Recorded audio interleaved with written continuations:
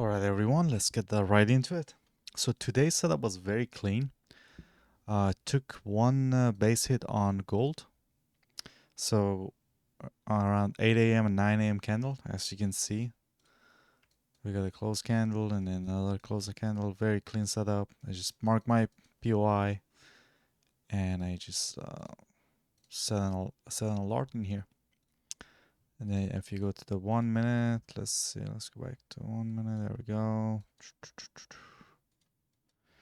Let me turn on my session indicator. There we go. So we are in the New York.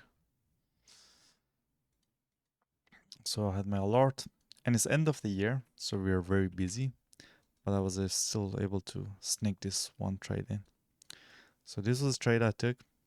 So the price came to this POI, got the alert, candle closed above it, closed below it. Very simple one. I got in right away with a couple of contract, and I put my break even in here. Break even is usually either a recent swing or just halfway through. And I just hunted this most recent swing swing low. So just a quick base hit, a little bit over one, so 1.75. So came here. When I saw the price, I took one or two contract off here, and I put the remaining to break even. I thought we are gonna come and hit our break even, but it didn't. Kept continue flushing, and the last two contract got hit over there. Because this is kind of like a counter trend, because the trend is going up. When the price retraces too deep and it starts going up, I don't like to target all the way down here. I knew like at the end of the day or sometime later in the day we're gonna hit it, and we eventually did. But I didn't want to be on the chart all day and just checking my phone. So yeah, just a nice and quick CCT setup. And for rest of the day I couldn't hit anything else, but I usually target a certain area to see if the price goes above and close below it and whatnot. And the way I usually do it is I mark a certain area. So if we're going towards downtrend, we close above it, we fail to take this area. Like let's say for example, this is your area for take profit. This area, your overall area for take profit. If we get a candle close, an hourly candle close, that we fail to close above the previous wick, and usually I draw a line for a liquidity sweep. Some people call them liquidity sweep, some people call them order flow hunt, some people call them volume profiles, some people call them turtle soup. You can name it whatever you like to name it. It pretty much means like the price usually goes above your POI to go take out the previous wick, previous hourly wick, and close below it. So that's usually the trade that I take. So during the Asia session, this trade, so we went above this POI, took that, start going down. The mistake I feel like I made on this one, instead of just getting in right away in here after the liquidity sweep, and then just target this most recent swing. That's the trade I should have taken. But I took this trade because I waited for us to close below this POI, then I got in. Put it at 1-to-1. So I was like right here. So yeah, 53.53. So I put it at 1-to-1. I just want to do a quick trade. And we eventually hit it, but we came and took me out and then hit it. So in this one, technically, the correct point of invalidation would have been right here. And I could have hunted for 72. So I could have hunted for 72. Yeah, it would have hit it. And the reason why is price react off certain areas, because if it usually reacts off of the previous week or one of the previous weeks. So if you want to take a base hit, like usually a good way to do it is to mark out your previous wicks that we closed through. If you want to take a trade like this, because this was our POI, this was our liquidity sweep. So you mark two areas, and for your take profit, you mark out these wicks. There you go. So that can be your base hits, or you buy like 3-4 contracts. You take one out here, one out here, one out here, however you like it to. I usually like to do it if I'm trading micro contract. I usually like to buy like 4 or 5 and then do it that way. As you can see how we like how price is sensitive around a certain area. So this is the POI wick, and then we immediately go up. Oops. Take out this, go to this liquidity sweep again, completely reject it. Take out on top of this previous wick, reject it again, go above the POI, fail to take that, and then completely reject it again. And then we take this out, we take this, and then this. So you had 1, 2, and 3 entries on Asia.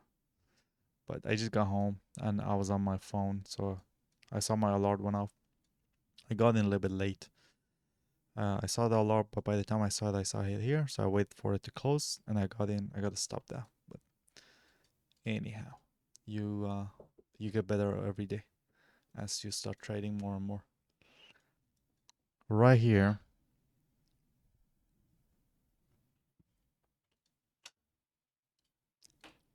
all right. So right here, we got in around this area, or no, we didn't get in. We just marked our chart. So this was my POI on the hourly. Just turn off this session indicator if it's not clean. There we go.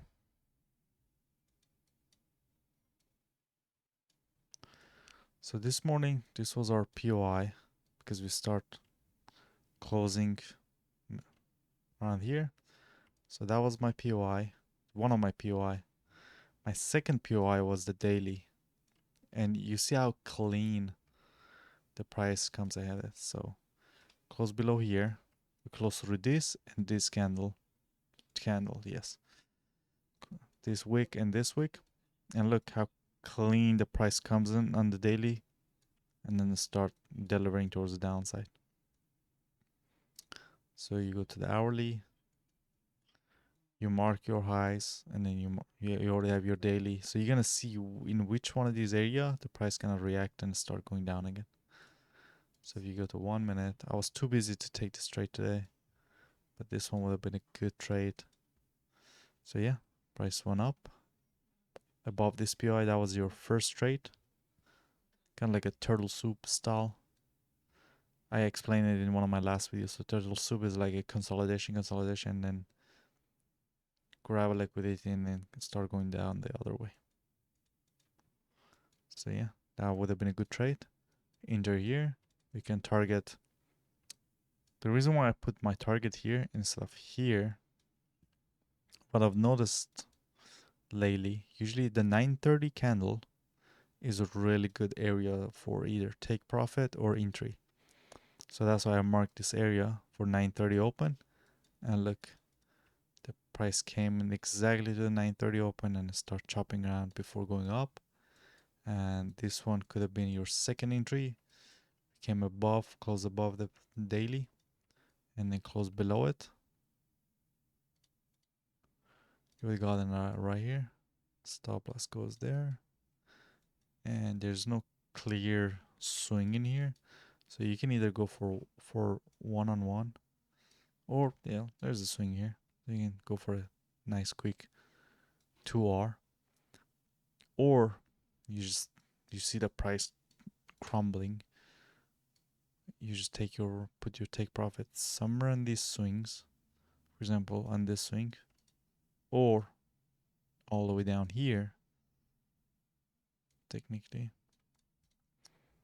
and then you get in with multiple contracts. Let's say you take 2 or 3 contracts off here, which that's good enough for the day, and then you leave the rest at the break even, and we hit it before the end of the day. Yeah, right before close.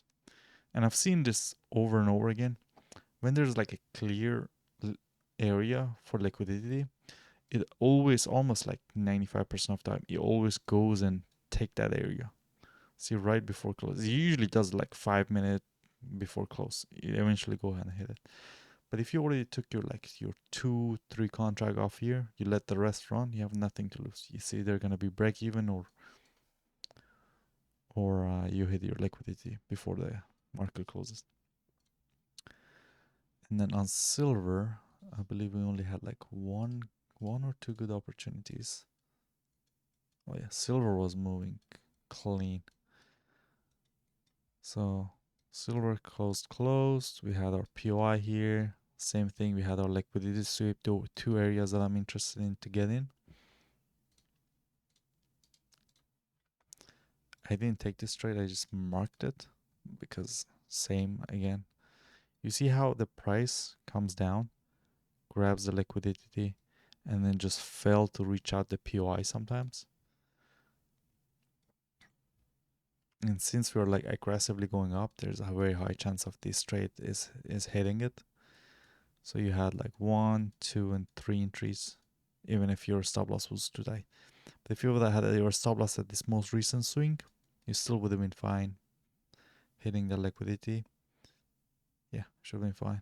You could have taken out 1 or 2 contract off in here, maybe another contract off here, and then another one there. And that's what I do. So recently I've been taking more base hits, which is helping my overall just psychology and just stacking up small wins. Sometimes you just have to protect your mental capital too. And if you take more and more base hit, it'll help out in the long run. Yeah. So yeah, the morning session gold, that was a good trade. That was a very clean trade. We missed out one trade on NQ because we were just too busy. And we took out one trade after Asia session, after work. That didn't work out. And that's it. So if you have any question, you want to go a little bit more in depth, just leave a comment. Or you can just fill out the form down below, or just join the community. Come here, ask me question. We can hang out, talk, send me a DM here. You can look at everybody's wins to see how they had winning trades, and so you can learn from other people. We have lessons. If you lose a trade, you can just put your losing trades here. We have memes, psychology, just general discussion. Yeah, that's that. Let me know if you guys have any question. See you guys tomorrow. Well, tomorrow is a New Year's Eve, so I may not trade tomorrow. But if I do, I will make a trade recap. If I don't see you guys tomorrow, Happy New Year's. See you guys in the next one.